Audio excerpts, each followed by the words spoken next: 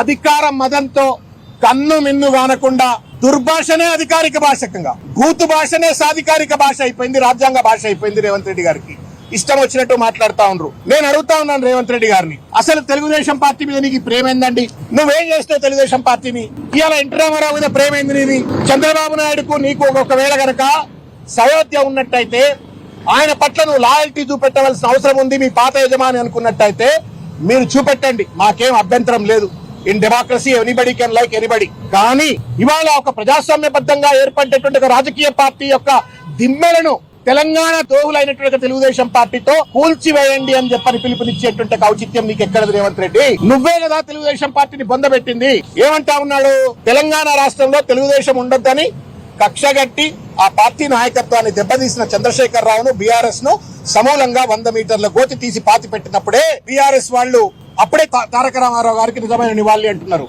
రేవంత్ రెడ్డి, నువ్వు పిల్లి కళ్ళు మూసుకొని పాలు తాగి ఎవరికి అర్థం కాదనుకోవచ్చు, కానీ ప్రజలకు విఘ్నత ఉంది, చైతన్యం ఉంది. తెలుగుదేశం పార్టీని తెలంగాణలో బొందబెట్టిందే నువ్వు రేవంత్ రెడ్డి. నీ దుందుడుకు చర్యలతో, నీ అపరిపక్వ రాజకీయంతో, నీ అతి తెలివితో ప్రజలెన్నుకున్నటువంటి ప్రజాస్వామ్యబద్ధమైనటువంటి తెలంగాణ ఉద్యమ నేపథ్యంలో వచ్చినటువంటి టిఆర్ఎస్ ప్రభుత్వాన్ని కూల్చడం కోసం కుట్రపూరితంగా నువ్వు ఎప్పుడైతే ఓటుకు నోటు కేసు నువ్వు ముందుకు పట్టుకొచ్చినావో, ఆ కుట్రలో చంద్రబాబు నాయుడు గారిని నువ్వు భాగస్వాములు చేసినావో, అప్పుడే తెలుగుదేశం పార్టీ విధ్వంసానికి బీజం పడ్డది రేవంత్ రెడ్డి. నీ దుందుడుకు వల్లనే, నీ యొక్క అనాలోచిత నిర్ణయం వల్లనే, నీ కక్కుర్తి పడ్డ అగుడుపడ్డ రాజకీయం వల్లనే ఇది జరిగింది.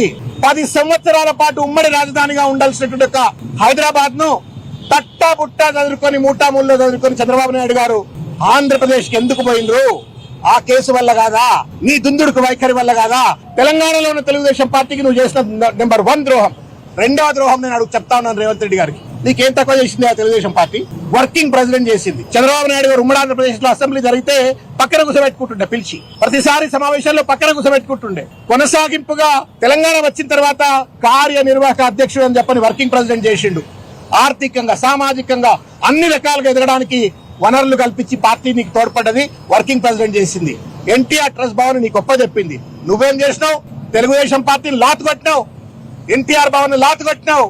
అక్కడ ఉన్న కార్యకర్తల మనోభావాలను వంచిస్తూ చంద్రబాబు నాయుడు లాతు కొడుతూ నువ్వు ఎలా ఆ రోజు కాంగ్రెస్ పార్టీలోకి వచ్చినావు? నీ స్వార్థం కోసం, నీ కుట్ర వల్ల, నీ కుతంత్రం వల్ల, నీ చిల్లర రాజకీయంతో, నీ అవడబడ్డ కక్కుర్తి రాజకీయంతో తెలుగుదేశం నష్టపోతే ఆ బురద కేసీఆర్ గారికి, బీఆర్ఎస్ పార్టీకి అంటగట్టి నువ్వేదో ఉద్ధరిస్తున్నట్టు, ఎన్టీ రామారావుకు నిజమైన నివాళులు ఇస్తున్నట్టు, చంద్రబాబు నాయుడుకు నువ్వు ఏం చేసుకుంటా చేసుకోబాయి, నువ్వు ఆయనకు బానిసగా ఉంటే ఉండు, లేకపోతే నువ్వేమన్నా ఉండు, కానీ ప్రజలకు అర్థమవుతుంది కదా నువ్వు తెలుగుదేశం పార్టీకి చేసిన అన్యాయం.